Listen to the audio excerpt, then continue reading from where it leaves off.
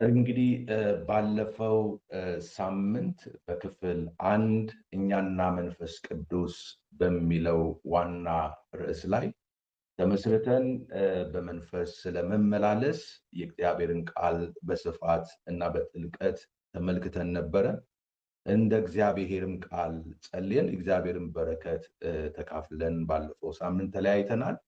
ዛሬ ደግሞ በዛው እኛና መንፈስ ቅዱስ በሚለው ሐሳብ ላይ ተመስርተን ሁለተኛውን ክፍል ከመንፈስ ቅዱስ ጋር ህብረት የሚል ርዕስ ይዘን አብረን የእግዚአብሔርን ቃል ዛሬ ማታ የምንካፈል ይሆናል።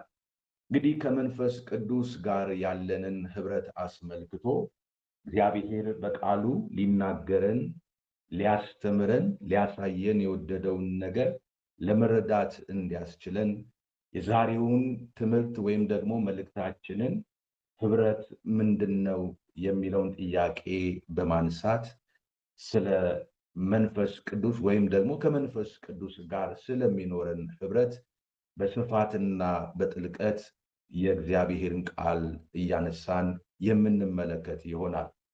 እንግዲህ ህብረት ምንድን ነው ለሚለው ጥያቄያችን ህብረት የሚለው ቃሉ ግንኙነት፣ መጋራት እና አንድነትን የሚያመለክት ነው።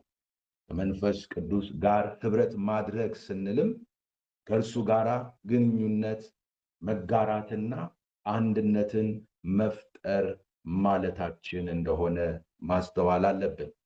ይህም ደግሞ በእምነት መንፈስ ቅዱስን መከተል፣ ከእርሱም ጋር ተስማምቶ መሄድ፣ እርስ በርስ መቀራረብ ብቻ ሳይሆን ደግሞ በእርሱ ቁጥጥር ስር መሆን ማለት ነው። በሁለተኛ ቆሮንቶስ መጽሐፍ ምዕራፍ 13 ቁጥር 14 ላይ ሐዋርያው ጳውሎስ እንዲህ በማለት ተናግሯል። የጌታ የኢየሱስ ክርስቶስ ጸጋ፣ የእግዚአብሔርም ፍቅር፣ የመንፈስ ቅዱስም ህብረት ከሁላችሁ ጋር ይሁን ይላል። ጳውሎስ በዚህ መልእክቱ ላይ ከሁላችሁ ጋር ይሁን በማለት ካስቀመጣቸው ነገሮች መካከል ስንመለከት የጌታ የኢየሱስ ክርስቶስ ጸጋ፣ የእግዚአብሔር አባት ፍቅር፣ እንደዚሁም ደግሞ የመንፈስ ቅዱስ ህብረት እንደሆኑ እናያለን። የኢየሱስ ክርስቶስ ጸጋና የእግዚአብሔር አባት ፍቅርን ዕለት ዕለት በሕይወታችን የምንለማመደው ከመንፈስ ቅዱስ ጋር ህብረት በማድረግ ውስጥ ነው። ምክንያቱም መንፈስ ቅዱስ አሁን ያለው በእያንዳንዳችን ውስጥ ነው። መንፈስ ቅዱስ በእያንዳንዳችን ውስጥ ሆኖ የኢየሱስ ክርስቶስን ጸጋና የእግዚአብሔርን አባት ፍቅርን ዕለት ዕለት በሕይወታችን እንድንለማመድ የሚያደርገን እርሱ ነው ማለት ነው። ክብር ለመንፈስ ቅዱስ ይሁን። በሮሜ መጽሐፍ ምዕራፍ 8 ቁጥር 11 ላይ ነገር ግን ኢየሱስን ከሙታን ያስነሳው የእርሱ መንፈስ በእናንተ ዘንድ ቢኖር ክርስቶስ ኢየሱስን ከሙታን ያስነሳው እርሱ በእናንተ በሚኖረው በመንፈሱ ለሚሞተው ሰውነታችሁ ደግሞ ሕይወትን ይሰጠዋል በማለት ይናገራል። እዚህ ላይ ኢየሱስ ክርስቶስን ከሙታን ያስነሳው አባት እግዚአብሔር በእኛ በሚኖረው በመንፈሱ በመንፈስ ቅዱስ አማካኝነት ለሚሞተው ሰውነታችን ሕይወትን እንደሚሰጥ የእግዚአብሔር ቃል ይህንን አስረግጦ ይነግረናል። ስለዚህ መንፈስ ቅዱስ በውስጣችን ያለ የሕይወት መንፈስ እንደሆነ ልንረዳ ያስፈልጋል። ክብር ለመንፈስ ቅዱስ ይሁን። በውስጣችን ካለው የሕይወት መንፈስ የተነሳ በዙሪያችን የሚያንዣብብ የጥፋትና የሞት መንፈስ አሰራር የተከለከለ ይሆናል። ስለዚህ በዙሪያችን ያለውን የሚከለክል በእኛ ውስጥ ያለ የእግዚአብሔር መንፈስ ነው ማለት ነው። ክብር ለመንፈስ ቅዱስ ይሁን። እንደዚሁም ደግሞ በሮሜ መጽሐፍ ምዕራፍ 8 ቁጥር 11 ላይ ሳነብ እንደሰማችሁት እንግዲህ የእግዚአብሔር ቃል በእርግጠኝነት የሚነግረን ስለምንድን ነው ከተባለ መንፈስ ቅዱስ በውስጣችን መኖሩን ነው። ክብር ለጌታ ይሁን። ልክ ኢየሱስን ከሙታን ያስነሳው ያ የትንሣኤ መንፈስ በዛው ኃይል፣ በዛው ክብር፣ በዛው ጉልበት በእኔና በእናንተ ውስጥ አለ። እግዚአብሔር የተመሰገነ ይሁን። እግዚአብሔር አባት ለእኛ ያለውን ፍቅር በልጁ በኢየሱስ ክርስቶስ በኩል ገልጦልናል። ኢየሱስ ክርስቶስ ደግሞ መንፈስ ቅዱስ በነፃ እንዲሰጠን ዋጋን ከፈለልን። እዚህ ላይ እንግዲህ ቁልፍ የሆነው እውነት ምንድን ነው? መንፈስ ቅዱስ አካል ያለው አምላክ እንጂ ኃይል አይደለም። ኃይል አይደለም ማለት ግን የኃይል ምንጭ አይደለም፣ ወይም ደግሞ ኃይልን አይሰጥም ማለት አይደለም። መንፈስ ቅዱስ ከኛ ጋር ዕለት ዕለት ህብረት ማድረግ ሊመራን፣ ሊናገረን፣ ሊያስተምረንና እንደ እግዚአብሔር ፈቃድ ለመኖር የሚያስችለንን ኃይል ሊሰጠን ይፈልጋል። እግዚአብሔር አምላክ የተመሰገነ ይሁን። ከመንፈስ ቅዱስ ጋር ያለንን ህብረት በተመለከተ ማወቅ ያለብን ነገሮች ምንድናቸው የሚል ጥያቄ እናንሳና ከዚህ በመቀጠል ከመንፈስ ቅዱስ ጋር ያለንን ህብረት በተመለከተ ማወቅ ያለብንን ነገሮችን አንድ በአንድ አንስተን እንመልከታቸው። ክብር ለጌታ ይሁን። ከመንፈስ ቅዱስ ጋር ያለንን ህብረት በተመለከተ ማወቅ ያለብን ነገር ምንድን ነው? አንደኛ መንፈስ ቅዱስን ማወቅና ከእርሱ ጋር ህብረት ማድረግ ያለበት ዳግም ልደት ያገኘ ሰው ብቻ ነው።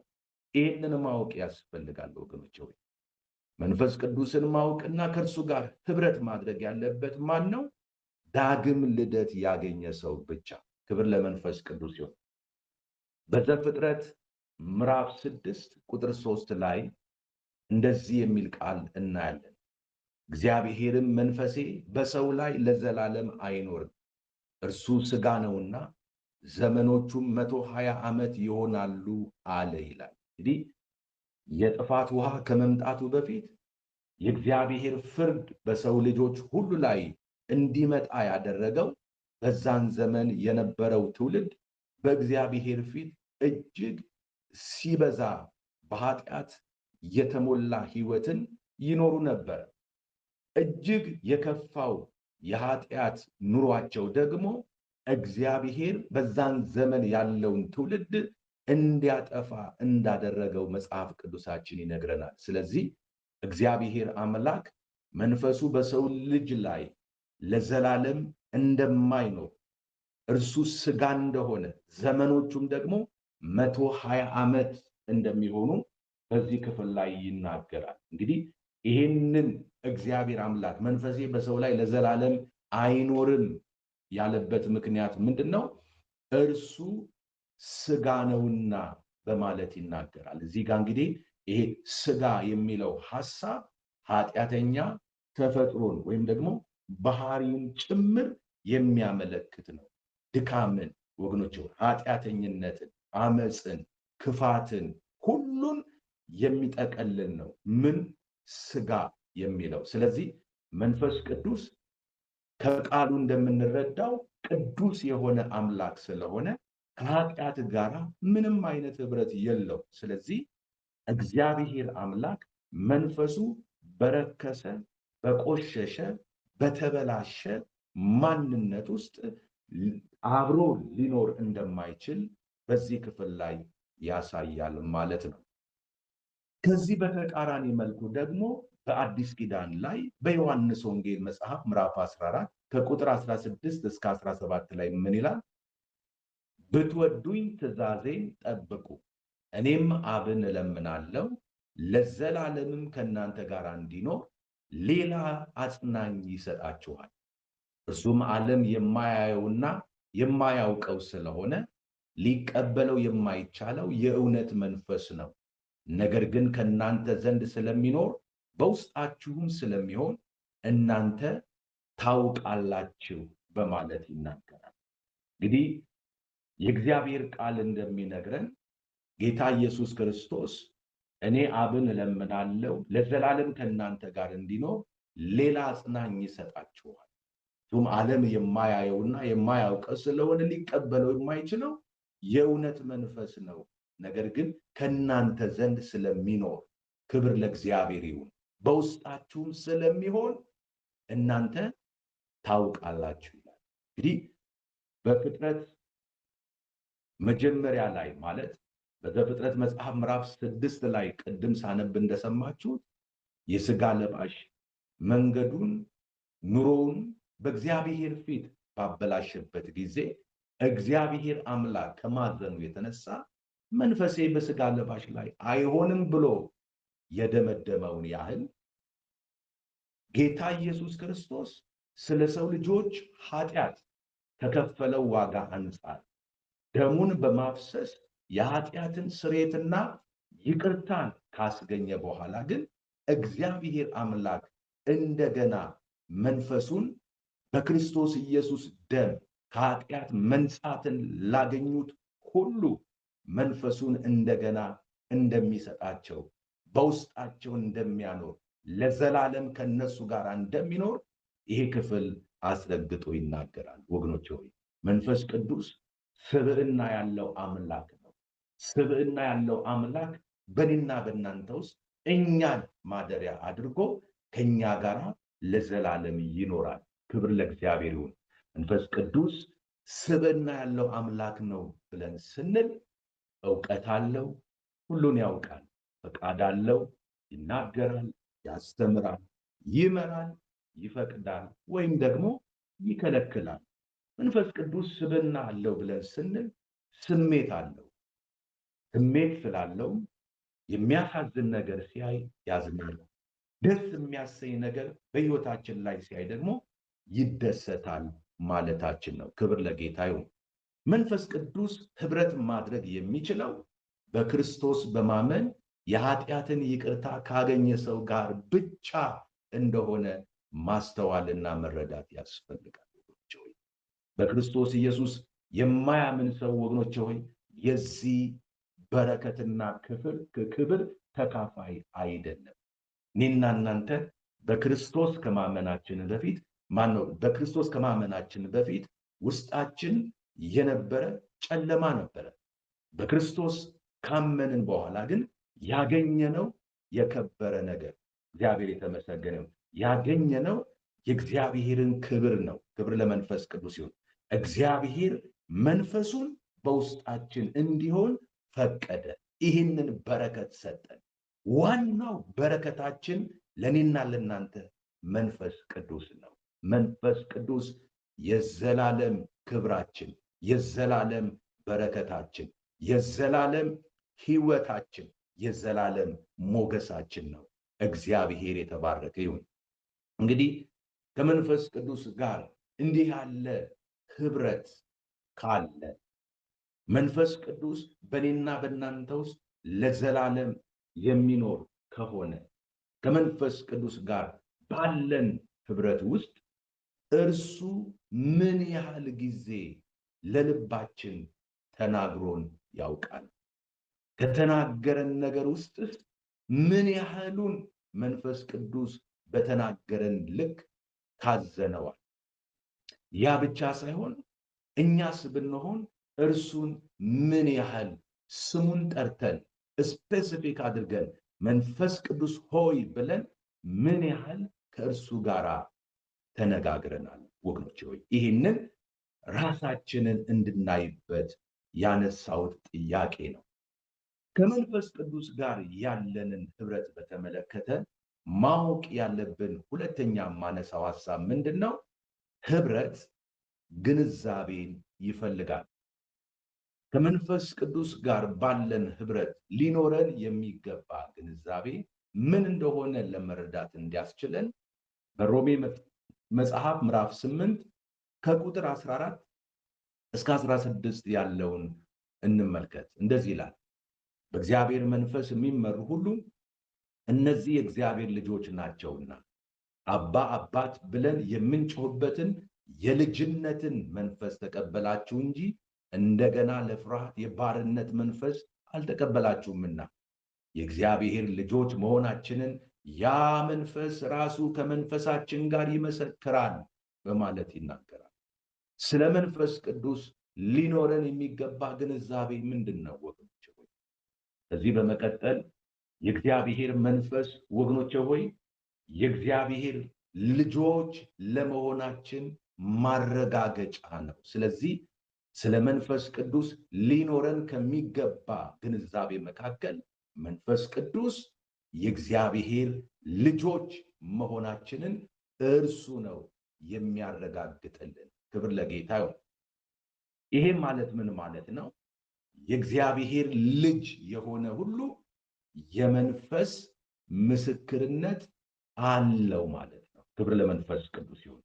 የእግዚአብሔር ልጅ መሆናችንን የሚመሰክርልን ውስጣችን ያለው የእግዚአብሔር መንፈስ ነው። ማንም ከውጪ ወይም ውጫዊ በሆነ መልኩ የእግዚአብሔር ልጆች ስለመሆናችን ሊያረጋግጥልን አይችልም። ውስጣችን ካለው በላይ እርግጠኛ የሆነ ምስክርነት ሊሰጠንም ልናገኝም ፈጽሞ አንችልም። ስለዚህ የእግዚአብሔር ልጆች መሆናችንን የሚያረጋግጠው ወይም ያረጋገጠልን በውስጣችን ያደረው መንፈስ ቅዱስ ነው ማለት ነው። ክብር ለጌታ ይሁን። ሌላው ስለ መንፈስ ቅዱስ ሊኖረን የሚገባ ግንዛቤያችን ምንድነው? የእግዚአብሔር ልጆች የህይወት ዘመን መሪ ወይም ደግሞ እረኛ ነው። መንፈስ ቅዱስ። እዚህ ላይ በደንብ እንድናስተውል የምፈልገው ሐሳብ አለ። ምንድነው?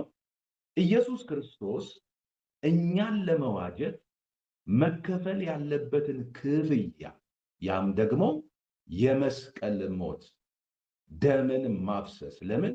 ደም ሳይፈስ የኃጢአት ስርየት የለም ብሎ መጽሐፍ ቅዱስ ደምድሞታል። ስለዚህ እኛን ለመዋጀት የተከፈለልን የክርስቶስ ደም ነው። ኢየሱስ እኛን ለመዋጀት መክፈል ያለበትን ክፍያ ከከፈለ በኋላ በዚህ ዓለም በሚኖረን ቆይታ ውስጥ እንዲያስተምረን፣ ወደ እውነት ሁሉ እንዲመራንና በሚደርስብን ሐዘን ሁሉ እንዲያጽናናን ለእያንዳንዳችን መንፈስ ቅዱስን ሰጠን። እያንዳንዳችን ለመንፈስ ቅዱስ ያለን ግንዛቤ ወደ ግንኙነትና በእርሱ ላይ ወደ መተማመን ይመራናል ማለት ነው። ክብር ለመንፈስ ቅዱስ ይሁን። ያንዳንዳችን በየዕለቱ በሚኖረን ከመንፈስ ቅዱስ ጋር በሚኖረን ግንኙነት ውስጥ ይህንን እንድንለማመደው ያስፈልጋል። ያም ደግሞ ምንድነው? በውስጣችን ካለው መንፈስ ጋር መነጋገር።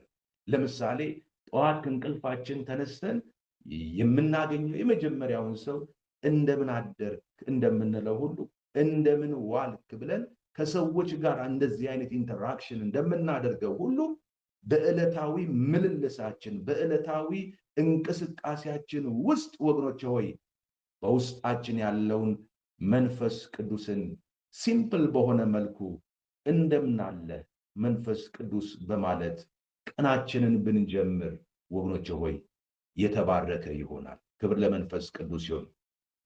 ሌላው ከመንፈስ ቅዱስ ጋር ያለንን ህብረት በተመለከተ ማወቅ ያለብን ማነሳው ሶስተኛው ነጥብ ምንድነው? ህብረት ስምምነትን ይፈልጋል። ስምምነት በሌለበት ህብረት ጸንቶ ሊቆም ወይም ደግሞ ህብረት ወደፊት ሊቀጥል አይችልም። ከመንፈስ ቅዱስ ጋር የሚኖረንን ህብረት እንዲጸና ወደፊት እንዲቀጥል የሚያደርገው ምንድነው? ከእርሱ ጋር የምናደርገው ስምምነት ነው። ስምምነት በሌለበት ህብረት ሊጸና አይችልም፣ ህብረት ሊቀጥል አይችልም። ለዚህ ማሳያ የሚሆነን በአሞጽ መጽሐፍ ምዕራፍ 3 ቁጥር 3 ላይ ምን ይላል? በውኑ ሁለት ሰዎች ሳይስማሙ በአንድነት ይሄዳሉን? በማለት ይጠይቃል። እውነት ነው። ሁለት ሰዎች በአንድነት ለመሄድ፣ በአንድነት ለመኖር፣ በአንድነት ለመቀጠል በሁለቱ መካከል ስምምነት ሊኖር ይገባል። ስምምነት ከሌለ ቀጣይ ግንኙነት ጥያቄ ውስጥ ይገባል። ቀጣይ ሂደት የሚባለው ነገር ሊታሰብ አይችልም ወገኖች። ከዚህ ጋር አያይዘን ከመንፈስ ቅዱስ ጋር እንዴት መስማማት አስፈላጊ እንደሆነ ከሚናገሩ የመጽሐፍ ቅዱስ ክፍሎች መካከል በትንቢተ ኢሳይያስ ምዕራፍ 63 ከቁጥር 8 እስከ 10 እንደዚህ ይላል። አነበዋለሁ። ምንድን ነው የሚለው? እርሱም በእውነት ሕዝቤ ሐሰትን የማያደርጉ ልጆች ናቸው አለ። መድኃኒትም ሆነላቸው። በጭንቃቸው ሁሉ እርሱ ተጨነቀ፣ የፊቱም መልአክ አዳናቸው። በፍቅሩና በርኅራኄውም ተቤዣቸው፣ በቀደመው ዘመን ሁሉ አንስቶ ተሸከማቸው ይላል። እንግዲህ ሕዝበ እስራኤልን እግዚአብሔር ምን ያህል ይተማመንባቸው እንደነበረ ነቢዩ እንዲህ በማለት ይገልጥልናል።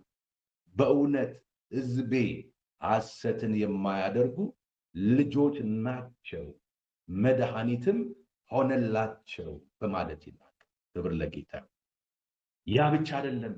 በጭንቃቸው ሰዓት ግራ በተጋቡ መንገዳቸው በጠላት በተከበበ ጊዜ በዛ ሁሉ ጭንቀቱ ሲጨነቁ ከነሱ ጋር አብሮ ተጨነቀ። ያ ብቻ አይደለም። የፊቱ መልአክ አዳናቸው፣ በፍቅሩና በርኅራኄውም ተቤዣቸው፣ በቀደመውም ዘመን ሁሉ አንስቶ ተሸከማቸው ይልና ለዚህ ውለታው ግን ይህንን ሁሉ ርኅራኄ ምሕረት ያደረገላቸውን አምላክ የመለሱለትን ውለታ ቁጥር 10 ላይ እንደዚህ ይላል። እነርሱ ግን አመፁ፣ ቅዱስ መንፈሱንም አስመረሩ፣ ስለዚህም ተመልሶ ጠላት ሆናቸው፣ እርሱም ተዋጋቸው በማለት ይናገራል። ወገኖች ይሄ እንግዲህ እጅግ በጣም የሚያስጠነቅቅ የመጽሐፍ ቅዱስ ክፍል ነው። ይኸው ምንድን ነው ወገኖች ሆይ? እርሱም እየተቃወምን ከመንፈስ ቅዱስ ጋር አብሮ መሄድ አይቻልም። ከመንፈስ ቅዱስ ጋር አብሮ መሄድ የሚቻለው ከእርሱ ጋር በመስማማት ብቻ ነው ወገኖች። ዛሬም በእያንዳንዳችን ሕይወት ውስጥ እርሱን አውቀንም ሳናውቅም እንድንቃወም ከሚያደርገን ከማናቸውም ክፉ ነገር ራሳችንን መጠበቅ እንደሚያስፈልግ ከዚህ ልንማር ያስፈልጋል። ለመሆኑ መንፈስ ቅዱስን የምንቃወመው እንዴት ነው የሚለውን እንይ እስቲ። በእርግጥ መንፈስ ቅዱስን የምንቃወመው እንዴት ነው? መንፈስ ቅዱስን ልንቃወምባቸው ከምንችላቸው ነገሮች መካከል የመጀመሪያው በሕይወታችን ውስጥ ያልተናዘዝነው ኃጢአት በሚኖርበት ጊዜ ያ ያልተናዘዝነው ኃጢአት በውስጣችን ያለው የመንፈስ ቅዱስ እንቅፋት ይሆናል። ኃጢአት ሁልጊዜ ወገኖች ሆይ እግዚአብሔር የሚያዝንበት ስለሆነ እግዚአብሔርን መበደል ስለሆነ በውስጣችን ያልተናዘዝነው ኃጢአት መኖር የለበት። ያልተናዘዝነው ኃጢአት ካለ ያ ድርጊት መንፈስ ቅዱስን መቃወም ነው። ሌላው መንፈስ ቅዱስን ከምንቃወምበት ነገር መካከል አንዱ ሁለተኛ ማነሳው ምንድን ነው? የእግዚአብሔርን ድምፅ ወይም ደግሞ ቃሉን አለመታዘዝ፣ በሕይወት ተግባራዊ አለማድረግ። ወገኖች ሆይ የብዙ ሰው ረሃብ፣ የብዙ ሰው ጥማት የእግዚአብሔርን ድምፅ መስማት ነው። እግዚአብሔር ሆይ ተናገረኝ ብለን ያለውን ያህል እግዚአብሔር የተናገረንን ቃል ከእግዚአብሔር ለሰማነው ድምፅ በሕይወት የምንሰጠው ምላሽ ወሳኝነት አለው። ብዙዎች ድምፁን ለመስማት የሚጥሩትን ያህል ለመታዘዝ ወገኖች ሆይ ጥረት አያደርጉ። ስለዚህ እግዚአብሔርን ድምፅ ወይም ቃሉን ሰምቶ አለመታዘዝ መንፈስ ቅዱስን መቃወም እንደሆነ ልናስተውል ልንጠነቀቅም ያስፈልጋል። ሌላው መንፈስ ቅዱስን እንድንቃወም ከሚያደርጉ ነገሮች መካከል የማነሳው በመንፈስ ቅዱስ ለመመራት አለመፈለግ ወይም ደግሞ ፍላጎት ማጣት። መንፈስ ቅዱስ እኛ ውስጥ አለ ብያችኋለሁ። ለዘላለም ነው ከኛ ጋር የሚኖረው ብሎ ጌታ ኢየሱስ ክርስቶስ ነግሮናል። በውስጣችን ሆኖ ከሚያደርጋቸው ተግባራት መካከል የእውነት መንፈስ በመጣ ጊዜ ወደ እውነት ሁሉ ይመራችኋል ስለሚል መንፈስ ቅዱስ እኛን ለመምራት ሁልጊዜ አቬለብል ነው።